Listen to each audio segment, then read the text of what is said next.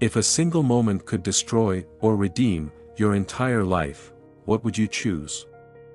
A crowded courtroom buzzes with quiet chatter, the atmosphere charged with anticipation and tension. Whispers flow through the air like electricity, carrying fragments of speculation and wonder. The mahogany panels that line the walls seem to absorb and reflect the collective anxiety of those gathered within this hallowed space of judgment and consequence. Morning light filters through tall windows, casting long rectangles of illumination across the polished floor, highlighting dust motes that dance in silent testimony to the passage of time and the weight of human affairs conducted within these walls. Among this sea of humanity sits Keanu Reeves, his presence both commanding and humble simultaneously. The dichotomy of his being, a globally recognized figure now reduced to the vulnerable position of defendant, creates an almost palpable field of energy around him. Despite the scrutiny of hundreds of eyes fixed upon his every movement, he maintains a center of gravity that seems impervious to external pressure. With head slightly bowed in contemplation rather than defeat, he calmly slides a worn photograph onto the defense table before him. This is not evidence to be submitted to the court, it is something far more personal, far more profound, a faded picture capturing the innocent smile of a child, preserved across time and circumstance, a talisman of remembrance that connects him to something essential beyond the immediate crisis he now faces. The judge observes this subtle action, her eyes narrowing almost imperceptibly behind the scholarly frames of her glasses. A smirk forms upon her lips, a small gesture laden with assumption and perhaps premature judgment, a micro-expression that betrays an internal narrative already written and concluded. The courtroom's fluorescent lights catch on her gavel, casting a momentary gleam that seems to underscore her absolute authority in this space where human destinies hang in precarious balance. But in this charged atmosphere, at this precise fulcrum of tension, something extraordinary begins to unfold, a transformation as subtle as it is profound. Keanu slowly rises to his feet, his movements deliberate and measured, possessing the quiet grace of one who has found his center in the midst of chaos. The fabric of his simple dark suit shifts and settles with each deliberate movement, a visual representation of the calm dignity that emanates from him like heat from flame. When he finally lifts his gaze after what seems an eternity suspended between heartbeats, those present witness something remarkable burning within his eyes, not anger, which would be understandable, not resentment, which would be human, but something infinitely more powerful and transformative. It is a quality rarely witnessed in courtrooms where defensiveness and fear typically reign, absolute clarity of purpose illuminated by compassion. This is not the calculated performance of an actor but the authentic presence of a human being who has touched some deeper truth about what matters most when all external security is threatened.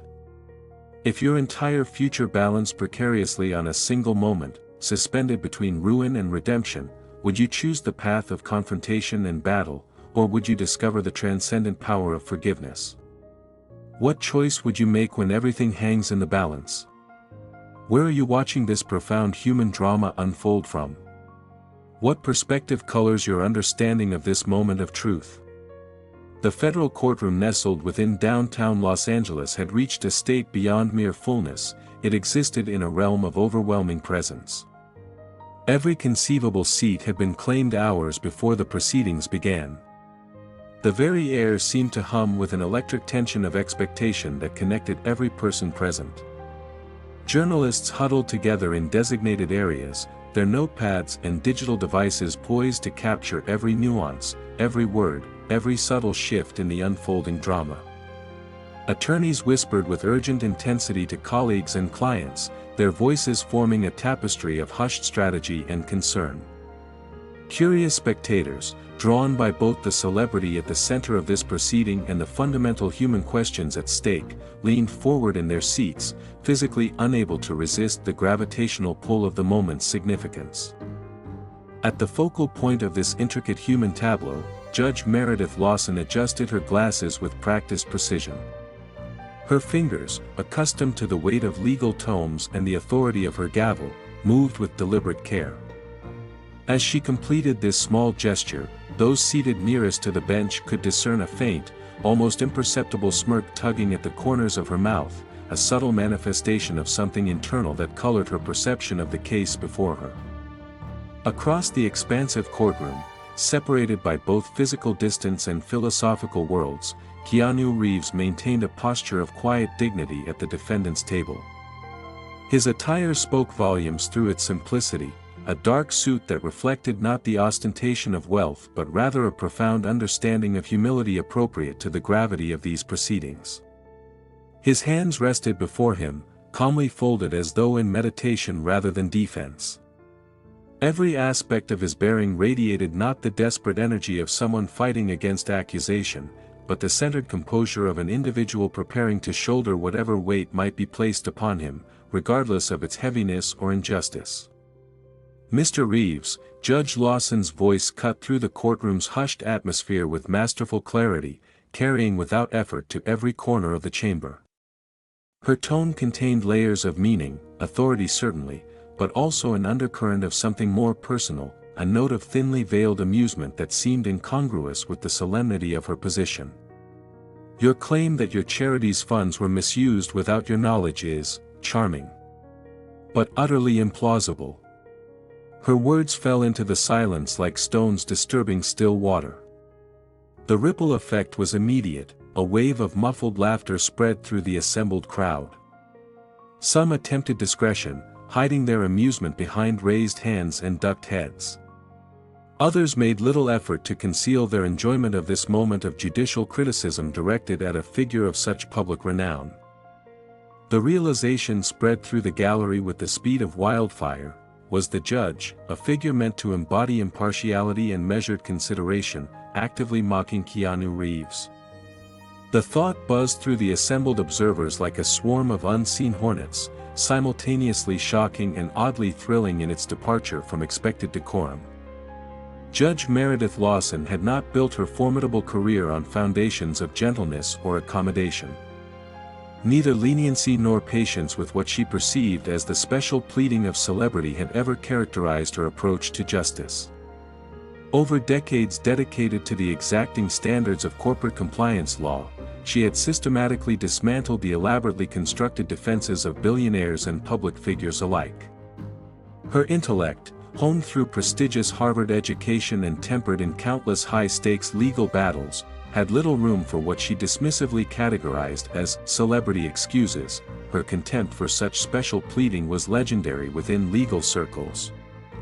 Standing in stark and vivid contrast to this embodiment of unyielding legal authority was Keanu Reeves, a man whose public persona had been built not upon arrogance or displays of wealth, but upon countless accounts of genuine humility and quiet benevolence. His reputation for decency had achieved an almost mythical quality in an entertainment landscape often characterized by its lack of authenticity. Keanu was not the polished corporate executive or calculating financial strategist who typically appeared before Judge Lawson. He was an artist, an actor, a figure of remarkable calm who had, until this pivotal day, rarely encountered the formal mechanisms of courtroom justice. In this moment, two fundamentally different approaches to existence, one defined by skepticism and force, the other by compassion and presence, had collided with spectacular intensity. "Your Honor," Keanu's attorney attempted to interject, his voice carrying the steady professionalism of his training yet tinged with unmistakable urgency. But his words met an impenetrable barrier in the form of Judge Lawson's raised hand, a gesture executed with such decisiveness that it severed his speech as effectively as a blade through delicate fabric.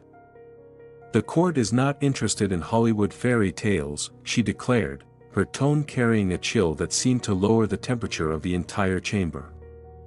The journalists present recognized the gift they had been given, a moment of perfect dramatic tension, and their pens moved across paper with renewed vigor, capturing every nuance of this confrontation.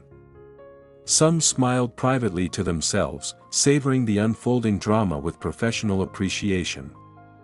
Throughout this exchange, Keanu remained remarkably still, his head slightly inclined downward, his overall demeanor unchanged by the judge's dismissive words. But beneath this visible calm, invisible to all present, something fundamental shifted within him. This internal transformation was not rooted in anger or indignation, emotions too simple and reactive for what was crystallizing in his consciousness. What awakened within him was something far more potent, far more enduring.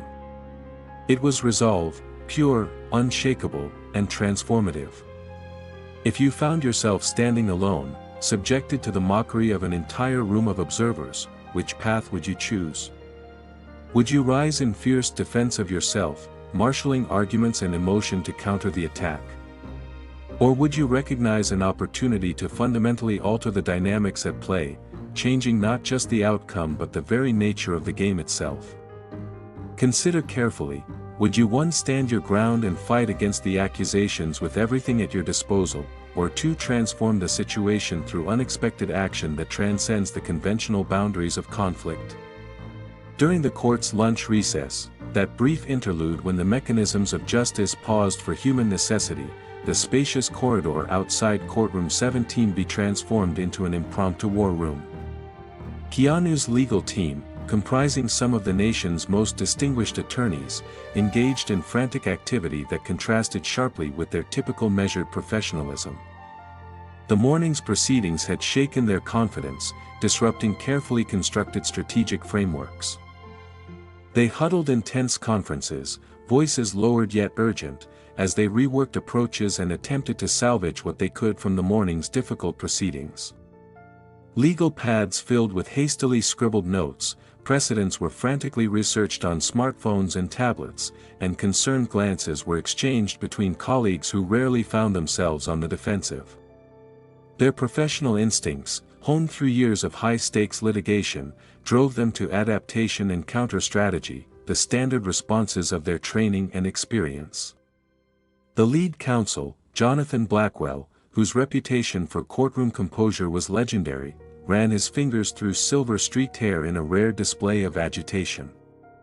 "We need to counter the judge's characterization immediately," he insisted to his colleagues. "Her bias is showing, and that's grounds for." "Maybe we should consider settlement options," interrupted Sarah Chen, the youngest but perhaps most insightful member of the defense team. "The court of public opinion is already."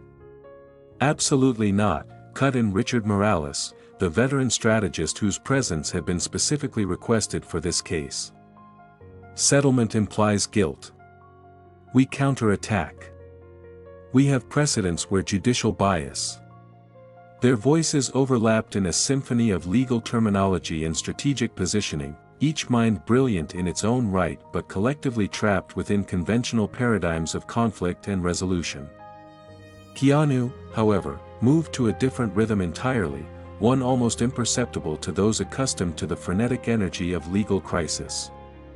Quietly excusing himself from the strategy session with a gentle gesture that went almost unnoticed by his preoccupied attorneys, he found a moment of solitude in a recessed window alcove overlooking the city. Los Angeles sprawled before him, a vast tapestry of human stories unfolding beneath the California sun, countless lives intersecting in ways both profound and mundane. His gaze lingered on a school playground visible in the distance, where children played with the unself-conscious freedom that adults so often forfeit to concerns of appearance and reputation. His actions carried a deliberate quietude that stood in stark contrast to the anxious energy surrounding him, his presence embodying the ancient Zen principle that true power often resides in stillness rather than agitation. He did not join his attorneys in their strategic discussions, sensing perhaps that conventional responses would only perpetuate cycles of accusation and defense. He sought no collective approach to crafting a new legal shield against the morning's setbacks. Instead, with measured calm that seemed to create a bubble of serenity around him, he reached for his phone and began a sequence of brief but consequential communications. His fingers moved with precision and purpose across the screen, each message concise yet laden with transformative potential. One message sent to a trusted foundation director. Then another to his financial advisor. And another in succession to the former federal judge who had long served as his unofficial mentor. With each message dispatched, a visible weight seemed to lift from his shoulders, not just the burden of the case, but the heavier mantle of fear itself. His eyes grew clearer, his breathing more measured, as though with each decision, he was shedding another layer of the anxiety that binds most humans when facing judgment. No explanation was offered to those around him, no validation sought for what was crystallizing in his consciousness. What transpired in those moments was the activation of plans long harbored, preparations made for reasons completely separate from the current legal challenge he faced. These were not reactive measures but the continuation of intentions established through careful thought and genuine commitment. His approach defied conventional understanding of conflict resolution. He harbored no intention of pleading for judicial mercy. Instead, he had chosen a third path, to fundamentally alter the very conversation unfolding around him, to transform accusation into opportunity. When the court reassembled that afternoon following the recess, perceptive observers might have detected a subtle yet significant shift in the atmosphere permeating the chamber. The air seemed somehow denser, weighted with unspoken possibility, the existing tension transformed into something more brittle and expectant. It was within this altered context that Keanu rose deliberately from his seat. "Your Honor," he addressed the court, his voice even and remarkably gentle despite the stakes involved. "May I address the court directly?" His request sent ripples of surprise through the assembled crowd. Those familiar with courtroom procedure recognized the unusual nature of this request. Defendants rarely chose to speak in their own defense without the protective mediation of legal counsel. Judge Lawson paused momentarily, studying him with an expression that blended professional suspicion with undeniable human curiosity. After this brief consideration, she offered a measured nod of assent. "You may proceed," she granted, though her voice now carried a barely perceptible note of caution, as though sensing an unexpected shift in the proceedings she had believed firmly under her control. Keanu stepped forward with movements that embodied deliberate intention and complete presence. Nothing in his approach suggested haste or anxiety. When he began to speak, his voice emerged steady and clear, cutting through the courtroom's tense atmosphere with the precision of light-penetrating fog. In the spirit of true accountability, he commenced his address. "I am committing, effective immediately, the entire disputed $100 million to a new independent foundation, overseen by former federal judges, dedicated to funding youth scholarships, rehabilitation centers, and legal aid for those wrongfully convicted." His words created an instant crystallization of the moment. Time itself seemed to suspend as the magnitude of his declaration registered with those present. Gasps erupted spontaneously throughout the gallery. Reporters, trained to maintain professional composure, dropped their pens in astonishment. Attorneys from both sides leaned forward in their chairs, expressions of utter disbelief etched upon their features.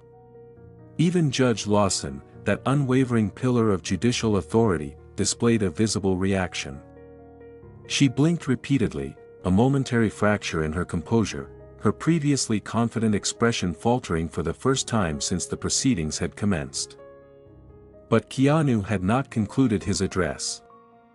"And," he continued, his voice maintaining its remarkable steadiness, unwavering in its conviction, "I will personally step down from all leadership roles in my charities for 5 years, submitting to full external audits annually."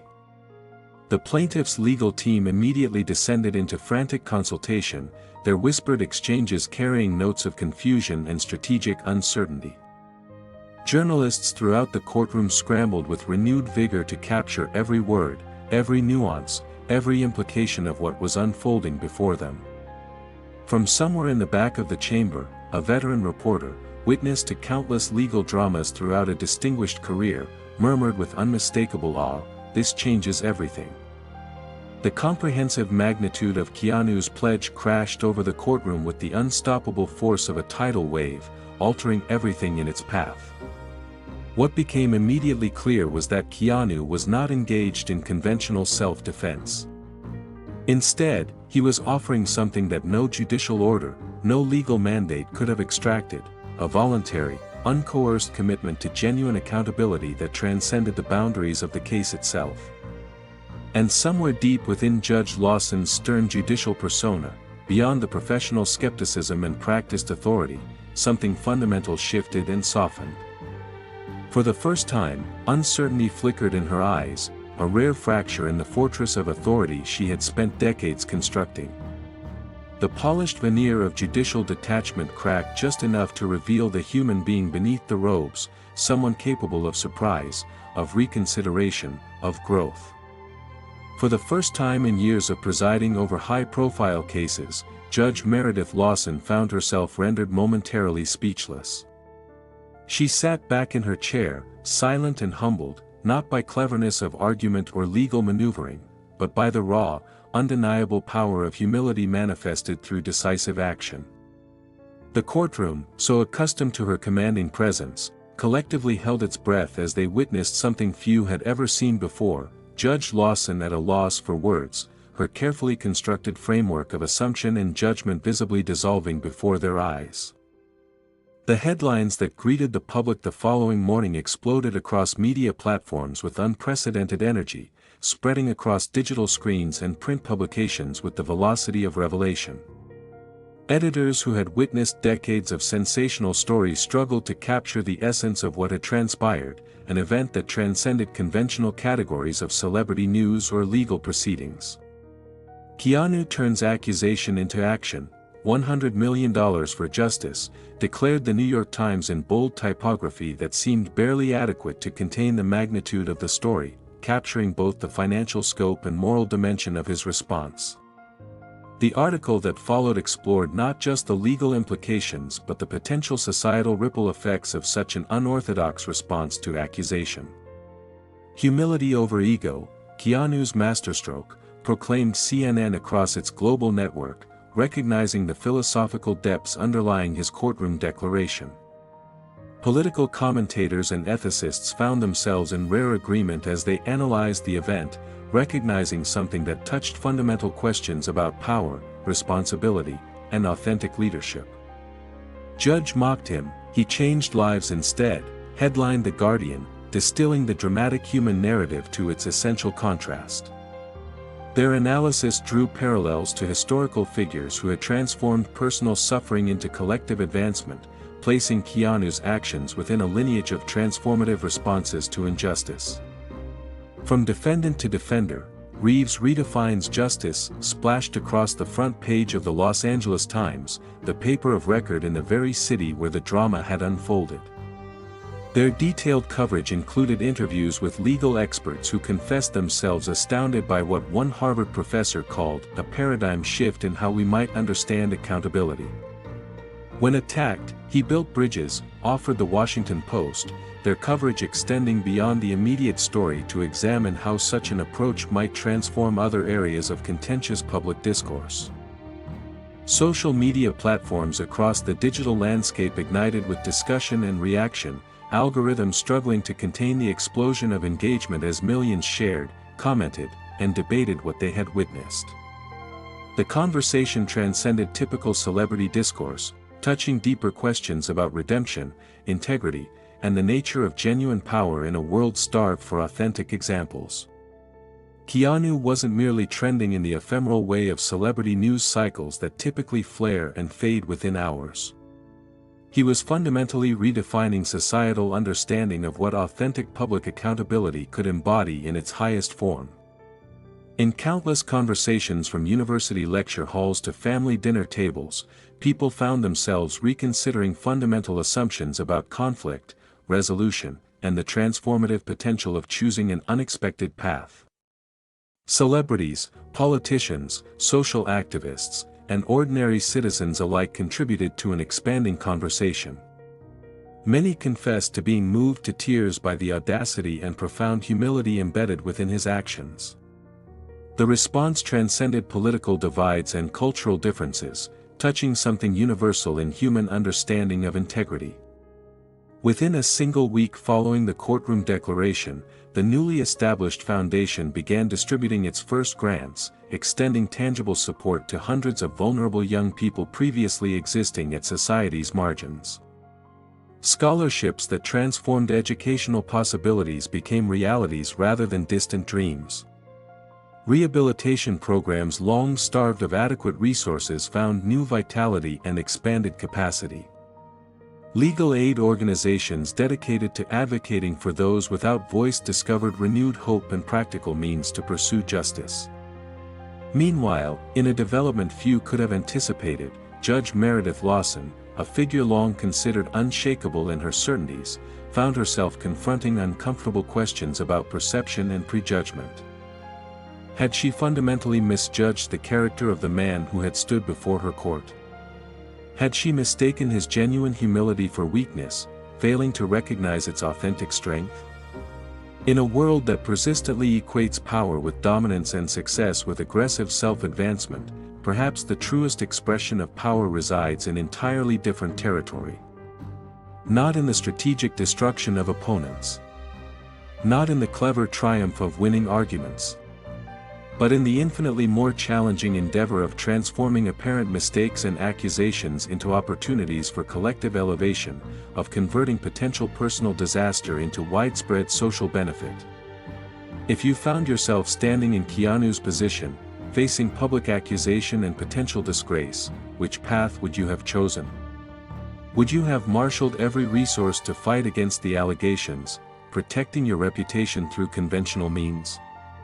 Or would you have discovered the courage to step forward with humility and transformative vision, changing not just your circumstances but the lives of countless others? Consider your answer carefully and share your thoughts. Because history consistently demonstrates a profound truth, sometimes the quietest choices, those made without fanfare or declaration, are precisely the ones that echo most powerfully across time and human consciousness. Maybe someday, when the world judges you unfairly, when the crowd turns against you with mockery or disbelief, you will remember this moment. Perhaps in that future crucible of your own making, you will recall how one man chose neither defense nor counterattack, but transformation. And perhaps then, in your own moment of truth, you will find the courage to choose the harder, braver path too, the path that changes not just your fate, but ripples outward to heal wounded worlds beyond your knowing. Thank you for engaging with Motivation for Success, a platform dedicated to exploring how authentic stories can inspire genuine transformation. If this account of principled response to adversity has moved something within you, consider sharing it with someone in your life who might benefit from this reminder of an essential truth. True greatness does not announce itself through displays of power or proclamations of victory. It manifests in the patient, determined work of rebuilding what has been broken, of healing what has been damaged, of transforming accusation into opportunity, not just for personal redemption, but for the elevation of all.